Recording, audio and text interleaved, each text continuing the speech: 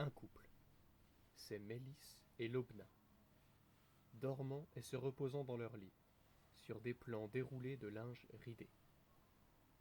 La table de nuit en arbre sombre du côté de Lobna est un vieux et beau meuble traversé de rayons de bois liquide et beige.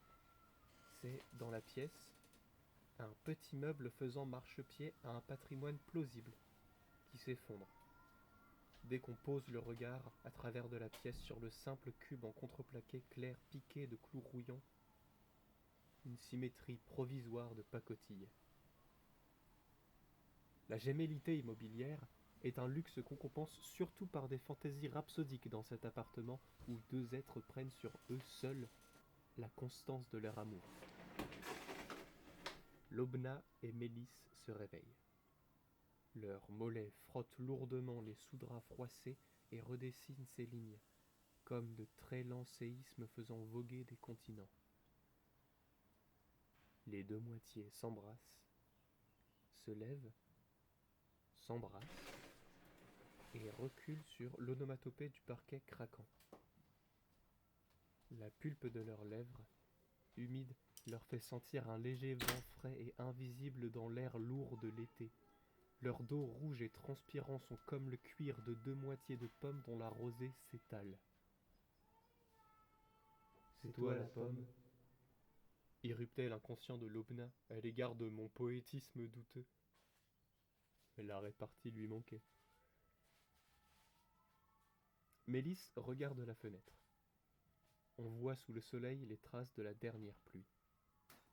Lobna ouvre et aère. Alors Mélisse regarde son dos. Le chemin parcouru. Les grains de beauté comme des nénuphars depuis la petite enfance et les lignes qu'on commence à voir ci et là. Aucune idée de pourquoi.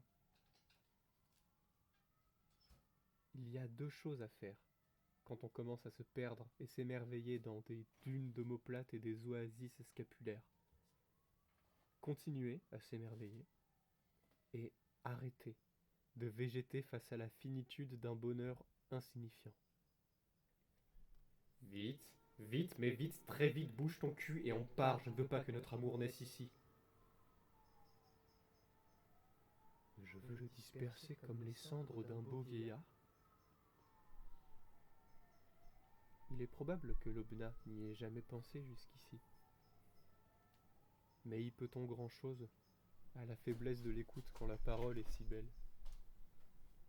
Il fallait maintenant épicer des cendres de la vie tout ce qu'on voulait goûter du monde. Un cœur, c'est une urne ou une forêt à brûler, et qui contient assez pour faire pousser 10 vergers. Lobna, c'est assez pour en partager à Mélisse, et, puisqu'il faut finir ainsi, Mélisse, c'est beaucoup. Surtout pour une personne.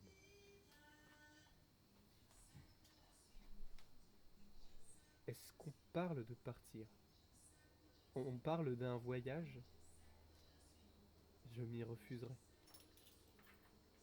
Je regarderai longtemps les fenêtres par lesquelles on voit Mélisse et Lobna, renonçant à ces visions le jour où elles cesseront de me dire ce que c'est que la nécessité. On survit quand on mange du pain.